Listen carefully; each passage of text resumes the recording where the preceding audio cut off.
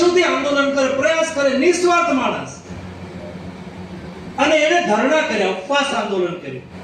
કારણ કે એને એવું લાગ્યું કે દર વખતે ચૂંટણી આવે એટલે અમે ઉપવાસ આંદોલન કરીએ તો નેતાનું ધ્યાન જાય.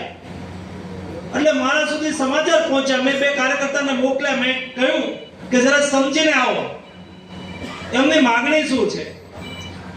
એટલે મને કહ્યું કે વાંસજાળિયાથી સરાડિયા સુધી 45 કિલોમીટરની નવી રેલવે લાઈન માટે થઈને એ વર્ષોથી સંઘર્ષ કરે છે. એની માંગણી છે કે તમે મને માત્ર ખાતરી આપો ને તો હું ઉપવાસ છોડી દઉં. ત્યારે મેં એવું કહ્યું હતું કે અમે તમને વિશ્વાસ અપાવીએ છીએ, તમારા જનપ્રતિનિધિ તરીકે હું કોશિશ કરીશ.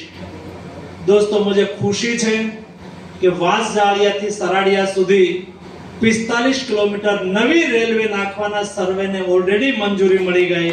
એ કામ ગતિમાં આવી જશે.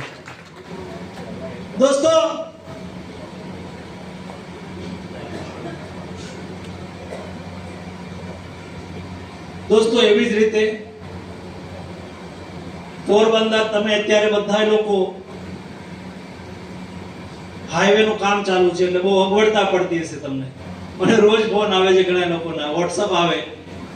પણ મેં કહ્યું કે હવે રસ્તો નવો બની રહ્યો છે, 6 લેન થઈ રહ્યો છે, થોડો ટાઈમ અગવડતા તો પડશે જ. મારે આ કાર્યક્રમમાં આવવું હતું તો હું મોડી રાત્રે અમદાવાદ આવ્યો. અમદાવાદથી હું ટાઈમ જોતો હતો તો 5-6 કલાક બતાવતું હતું. જેતપુર પહોંચવા માટે થઈને રાજકોટ એરપોર્ટ થી ઉતરું તો અત્યારની સ્થિતિમાં કામ ચાલી રહ્યું છે તો 3 કલાકનો રસ્તો એવી રીતે ગૂગલ બતાવતું હતું. તો હું ઉતર્યો કેશોદ, અને કેશોદ થી પછી બાય કાર આવ્યો.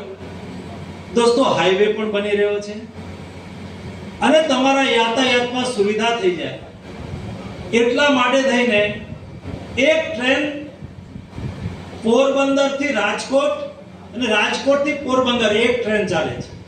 એમાં અપડાઉન કરવા વાળા લોકો ને અહીંથી જવું હોય પોરબંદર થી રાજકોટ તો એક ટ્રેન ની અંદર જાય. અહીંથી ચાલે છે ને ટ્રેન. એટલે મેં રેલવે મંત્રીને કહ્યું કે મને એકના બદલે એક બીજી ટ્રેન આપો. એટલે બંને ટ્રેન એક અહીંથી ઉપડે, એક સામેથી ઉપડે, એક અહીંથી ઉપડે, એક સામેથી ઉપડે. દિવસની અંદર 3 ફેરા મારે. એટલે કોઈ પણ વ્યક્તિને અહીંથી રાજકોટ જવું હોય, ટ્રેનમાં જવું હોય, રેગ્યુલર અપડાઉન કરવું હોય તો એના ટાઈમે એને ટ્રેન ઉપલબ્ધ થઈ જાય. દોસ્તો, એ ટ્રેનની પણ ઓલરેડી આપણને મંજૂરી મળી ગઈ છે. આવતી વખતે હું આવું ત્યારે